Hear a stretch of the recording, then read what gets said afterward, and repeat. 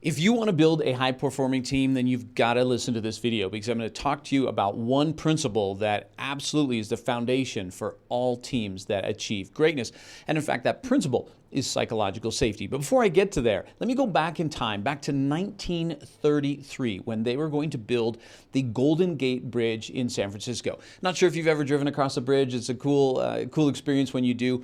But in 1933, when there was no bridge, they decided, let's build this bridge. It was going to cost $35 million.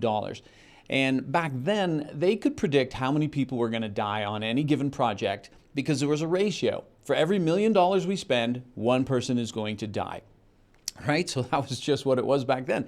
So 35 million, that's 35 people that were going to die in this project. But there was this guy named Joseph Strauss, and he was the head engineer on this project, and he made up his mind that we are going to cheat death. Like, that's not going to work for me anymore, having one person die for every $1 million we spend.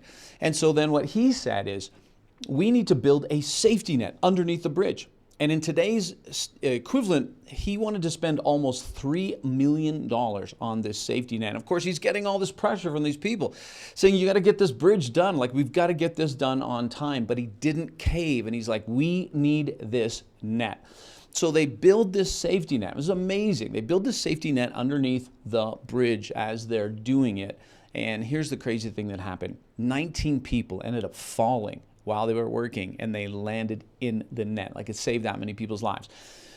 But just as fascinating, they finished the bridge ahead of schedule. I mean, what construction project finishes ahead of schedule?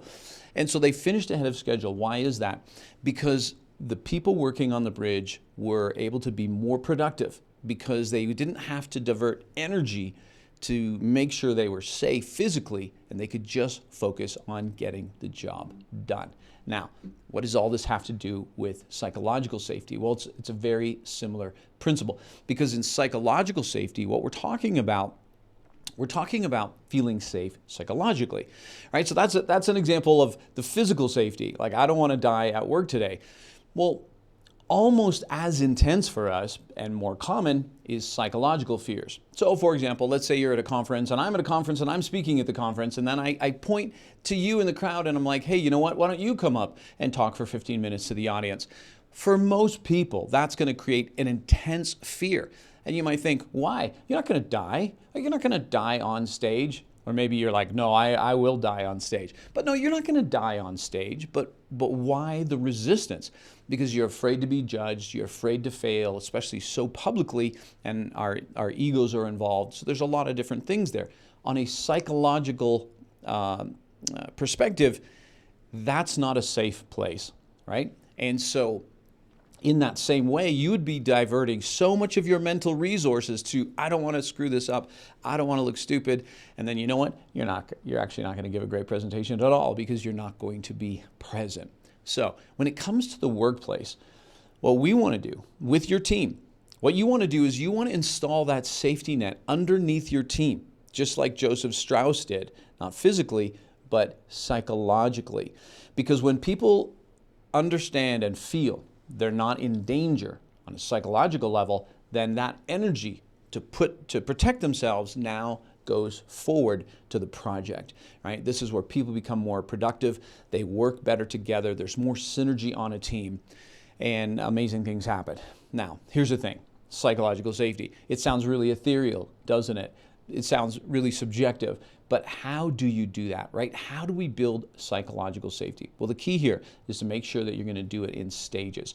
And there are 4 stages that you can think through. This is going to help you have a place to start, because you can't just start in the wrong stage. If you do, it's not going to work. So stage number 1 is in a sense, the easiest but most foundational stage. And it's the idea of, it's safe to be myself on this team, right? I don't have to hide parts of myself. I can just be me, and I'm accepted, I'm valued, I'm respected. Doesn't mean people are going to agree with everything that I think or believe, or even lifestyle choices. Doesn't mean that they're going to necessarily agree with me, but they accept me, they respect me, and I don't have to hide who I am. I can just come to work and know this is a safe place for me. That's the first stage. The second stage is making sure that we have a place that's safe to learn. Safe to learn means that I can ask a question even if I think it might be a stupid question. In other words, there's no stupid questions. That if I make a mistake, it's not held against me and it turns into a learning opportunity. And so people don't have to hide their mistakes, or they don't have to hide if they're behind. They can volunteer that to the team, right? So the team can help. It's a safe place to learn. The third stage, it's safe to contribute. This is where I can bring my ideas, I can bring my unique talents and skills to the team and offer what I have. Even if it's outside of my role, it's safe to do that. And even if it's not needed, it's safe to offer it. And then the last and highest level of psychological safety has to do with it's safe to challenge, right? And so this is where your staff can push back. Right? They can say, hey, I'm not sure that's the best decision. Can we talk about this more? Right? Not just challenging the boss, not just challenging authority, but they can challenge one another. And feelings aren't hurt and egos are not all busted and bruised because it's a safe environment. And so this is what psychological safety produces, an incredible synergy in the team. But when you go to build it, you got to do it in the right way. In other words, you can't just charge into safe to challenge. Hey everybody, we're gonna start challenging each other and I want you to challenge me, and I'm telling you it's not gonna work. You gotta first go back to the bottom and start there. Now each one of these stages, there's specific things that you can do that are gonna absolutely make a difference with that. And if you want to learn more about how to create more psychological safety in your team, then you need to come to our program on the 4 stages of psychological safety. Because in that program, you can even bring your team as well, but in that program, I'm going to show you how to get those 4 stages of psychological safety into your team, the things that you want to be doing each week, the things you want to be doing each month to make sure you're building that, and also what are the red flags we need to watch for. And if you're interested in learning how to create more trust, more synergy, more productivity, greater morale on your team, then make sure you come to the 4 stages of psychological safety. You'll see all the details probably below this video or in the comments. You'll find it somewhere, and would love to see you there, because let's go back to the Golden Gate Bridge. Because the leader decided this is going to be a safe place to work, a lot of people ended up finishing the project who wouldn't have. They didn't leave early, right? And then secondly, they finished ahead of schedule. And that's because people were more productive because they felt safe. And we want to do the same thing in our workplaces. We want people to feel psychologically safe.